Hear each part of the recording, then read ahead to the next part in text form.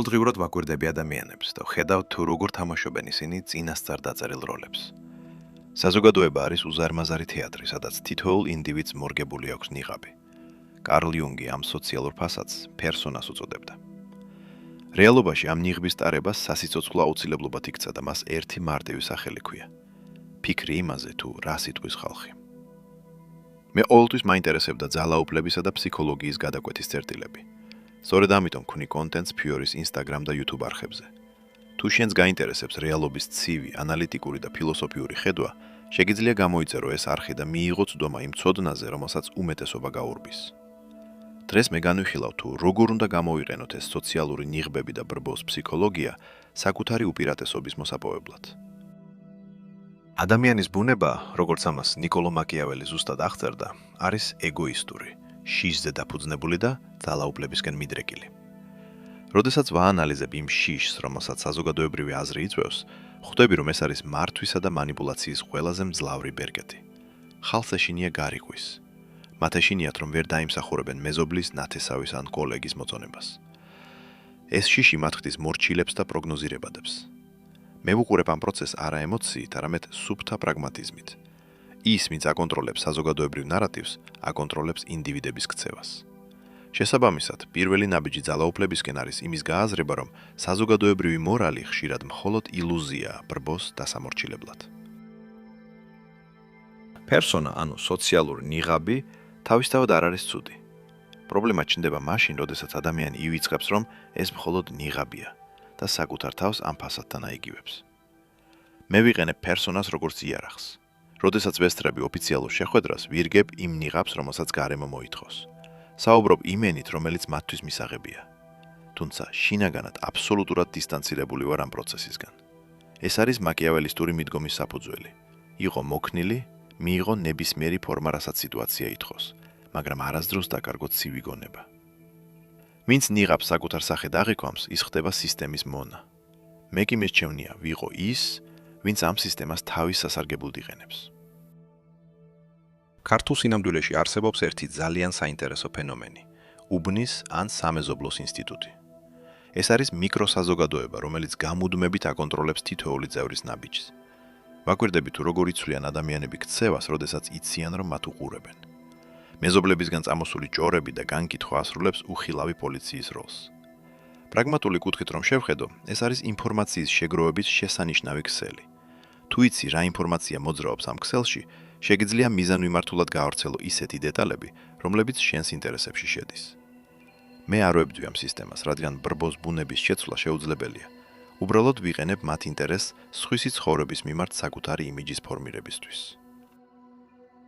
ადამიანები განიკითხავენ სხვებს არა იმიტომ, რომ თავად მაღალი მორალური პრინციპები ცხოვრობენ, არამედ იმიტომ, რომ საკუთარი ნაკლოვანებები დაფარონ. ეს არის იუნგისეული ჩრდილის კლასიკური პროექცია. როდესაც ადამიანი აგრესიულად აკრიტიკებს სხვის ცხოვრების სტილს, ზუსტად ვიცი, რომ ის საკუთარ დათრგუნულ სურვილებს ებრძვის. მაკიაველიზმი მასწავლის, რომ ყურადღება მივაქციო არა იმას, რასაც ამბობენ, არამედ იმას, რისი დამალვაც სურთ ამ სიტყვებით. როდესაც იცი ადამიანის რეალური ბნელი სურვილები, შენ მათზე სრულ ფსიქოლოგიურ უპირატესობას იღებ. მე არასდროს რეაგირებ საჯარო კრიტიკაზე ემოციურად. მე მას ვაანალიზებ და ვაგროვებ ფაქტებს თავად კრიტიკოსის ფსიქოლოგიურ მდგომარეობაზე. ავიღოთ კიდევ ერთი ტრადიციული მაგალითი. გრანდიოზული ქორწილები, რომლებსაც ადამიანები ბანკის ვალებით იხდიან. რატო აკეთებს ამას ხალხი? ეს არის სოციალური პერსონის გამყარების ყველაზე ექსტრემალური ფორმა. ვუყურებ ამ სპექტაკლს და ვხედავ, თუ როგორ კიდიან ადამიანები საკუთარ ფინანსურ თავისუფლებას ბრბოს წამიერი აღიარების სანაცვლოდ. ეს არის სრული ირაციონალურობა. მაგრამ მაკიაველისტური პერსპექტივიდან ეს შესანიშნავი ინდიკატორია. ადამიანი, რომელიც მზად არის გაკოტრდეს სხვისი აზრის გამო, არის უკიდურესად მარტივი სამართავი. ასეთ ადამიანებთან ბიზნეს ან პირად ურთიერთობებში ყოველთვის ვიყენებ მათ ამ სისუსტეს. ვაძლევ იმ ილუზორულ აღიარებას, რასაც ითხოვენ, სანაცვლოდ კი ვიღებ რეალურ შედეგებს. საზოგადოებრივი წესები და ტრადიციები ხშირად გვევლინება როგორც დაწერილი კანონები, რომელთა დარღვევაც თითქოს სამყაროს დასასრულს უდრის. რეალურად კი ეს არის манипуляციის ინსტრუმენტები, რომლებიც ელიტებმა შექმნეს მასების დასამორჩილებლად. ყოველთვის სვამ კითხვას, ვის აძლევს ხელს ეს კონკრეტული წესი? თუ წესი ჩემს ინტერესებს არ ემსახურება, მე მას უგულებელყოფ, თუმცა ამას ვაკეთებ ჩუმად და გონივრულად. არ არის საჭირო აჯანყება და ღია დაპირისპირება. ძლიერი ადამიანი თამაშობს წესებით მხოლოდ მაშინ, როცა ეს წესები მას გამარჯვებას მოუტანს. სხვა შემთხვევაში მე ვქმნის სრულ ილუზიას, რომ მივყვები დინებას. სინამდვილეში კი აბსოლუტურად დამოუკიდებელ თამაშს თამაშობ კულისებს მიღმა. აქ მინდა მცირე პაუზა გავაკეთო. თუ ხედავ, რომ ჩემი მიდგომები გეხმარება სამყაროს რეალური სურათის აღქმაში, შეგიძლია მოიწონო ეს ვიდეო. შენი აქტივობა მაძლევს ზუსტ სიგნალს, რომ მსგავსი ხრმა და პრაგმატული ანალიზი საჭიროა. ფიორის არხზე მე ვაგზელებ იმ ტაბუირებული თემების განხილვას, რომლებზეც საჯაროდ საუბარი არ უყვართ, რადგან სიმართლე ყოველთვის უხერხულია. ძალაუფლების და მანიპულაციის მექანიზმების გაგება არის ერთადერთი გზა, რომ არ გახდე მსხვერპლი ამ დაუნდობელ სოციალურ თამაშში. მოდი უფრო ღრმად ჩავიდეთ ყოველდღიურობის ფსიქოლოგიურ ანატომიაში და ვნახოთ კიდევ რა ხაფანგები არსებობს. კორპორატიული კულტურა თბილისის ოფისებში არის კიდევ ერთი შესანიშნავი ლაბორატორია ადამიანის ბუნებაზე დასაკვირვებლად. იქ ხშირად საუბრობენ ერთიან გუნდზე და მეგობრობაზე, მაგრამ ეს მხოლოდ ფასადია. რეალურად ეს არის ბრძოლის ველი, სადაც გადარჩება მხოლოდ ის, ვინც ფლობს მაკიაველისტურ უნარებს. მე არასდროს ვენდობი სამსახურებრივ მეგობრობას, რადგან ვიცი, რომ კრიტიკულ მომენტში ეგოიზმი ყოველთვის გაიმარჯვებს. ვინარჩუნებ კეთილგანწყობილ ნიღაბს, ვარ ზრდილობიანი და პროფესიონალი, მაგრამ არასდროს ვხსნით ჩემს პირად სივრცეს. ზედმეტი გახსნილობა არის ინფორმაციის მიწოდება პოტენციური მტრისთვის. უსმენ სხვებს, ვაგროვებ მათ სისუსტეებს და ვიყენებ ამას საკუთარი პოზიციების გასამყარებლად. ნეპოტიზმი, რომელიც ასე გავრცელებული ამ რეგიონში, ბევრისთვის უსამართლობის და ფრუსტრაციის წყაროა. ემოციური ადამიანი იწყებს წუწუნს სისტემის უსამართლობაზე. მე კი ამას უყურებ როგორც მოცემულობას, რომელსაც თავისი წესები აქვს. თუ ვიცი, რომ სისტემა კავშირებზე აგებული, ვიწყებ ამ კავშირების სტრატეგიულ შენებას.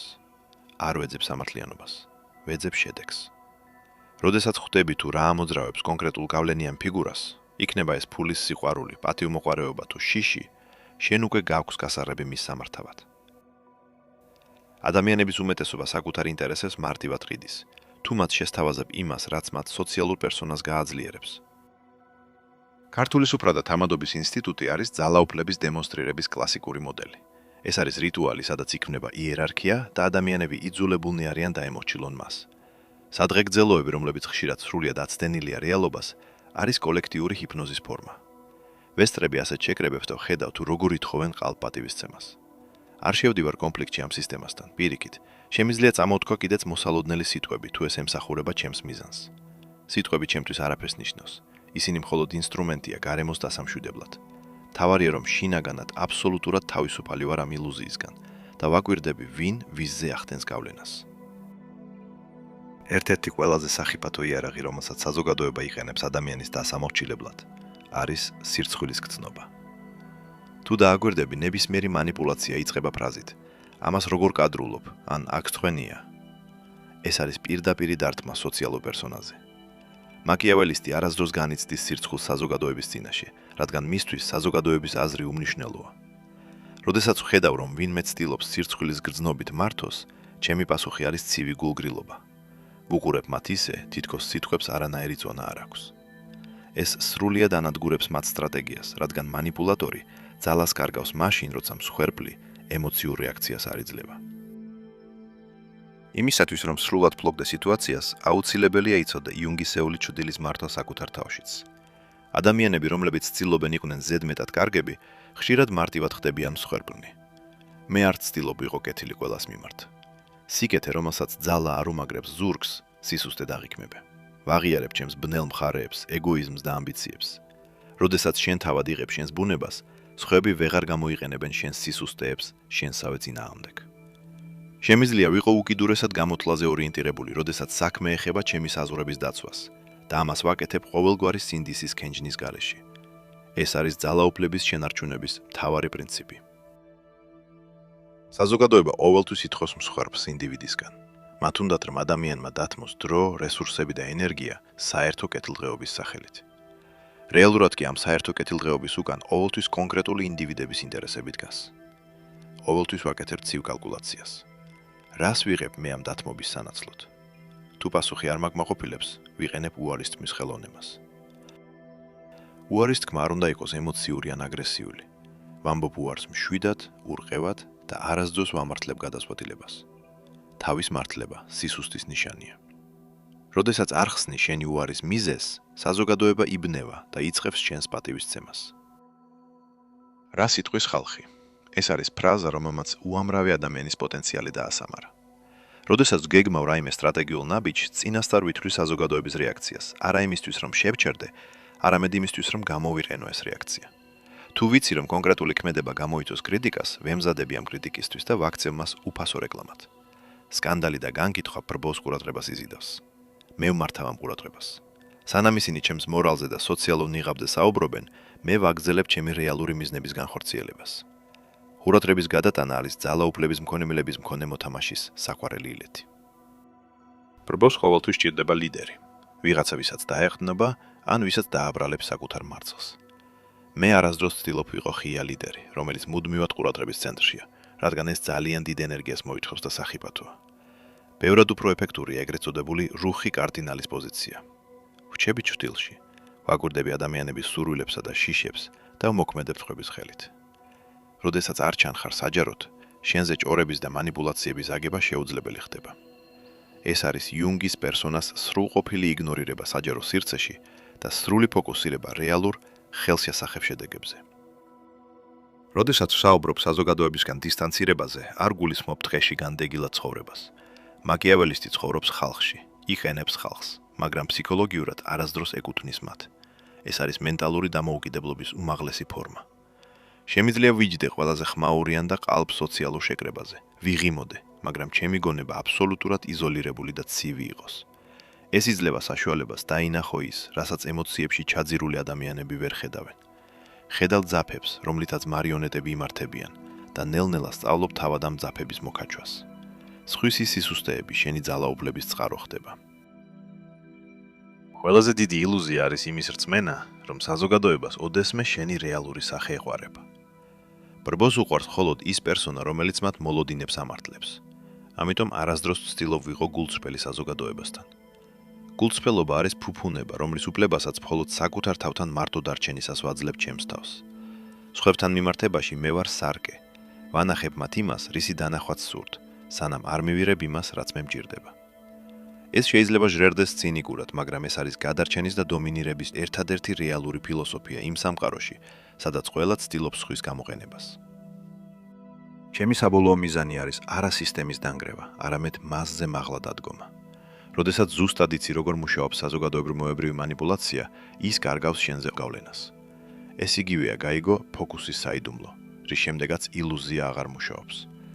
ყოველდღიურად ვაკვირდები ამ ფოკუსებს და ვსწავლობ. ვითავისებ იმ აზრს, რომ ჩემი გონება და ჩემი ნება არის ჩემი ერთადერთი საკუთრება. ყველაფერი დანარჩენი, სტატუსი, აღიარება, საზოგადოებრივი იმიჯი მხოლოდ თამაშის ნაწილია. მთავარია, არასდროს დაგავიწყდეს, რომ ეს მხოლოდ თამაშია და შენ ხარ მოთამაშე და არა ფიგურა დაფაზე. მე გავაგზავნებ ადამიანის ბუნების, მანიპულაციის ტექნიკების და ძალაუფლების ფსიქოლოგიის სიღრმისე უკვლევას. თუ გძნობ, რომ ეს ინფორმაცია გაძლევს რეალურ უპირატესობას და გეხმარება საზოგადოებრივი ილუზიებისგან გათავისუფლებაში, გამოიწერე ფიორის არხი. ეს არ არის კონტენტი მათთვის, ვისაც თკბილი ტყუილები ურჩევნია. ეს არის სივრცე მათთვის, ვინც მზად არის თვალი გაუსწოროს ცივ რეალობას და ისწავლოს მისი მართვა. გაუზიარე ეს ვიდეო მათ, ვისაც შენი აზრით ეყოფა გონებრივი სიძლიერე ამ სიმართლის მისაღებად. შევხვდებით შემდეგ ვიდეოში, სადაც კიდევ უფრო მეტ საიდუმლოს ახვდი ფარდას. მანამდე კი ყურადღებით დააკვირდი გარემოს, მაგრამ არასდროს მისცემას შენი მართვის უფლება.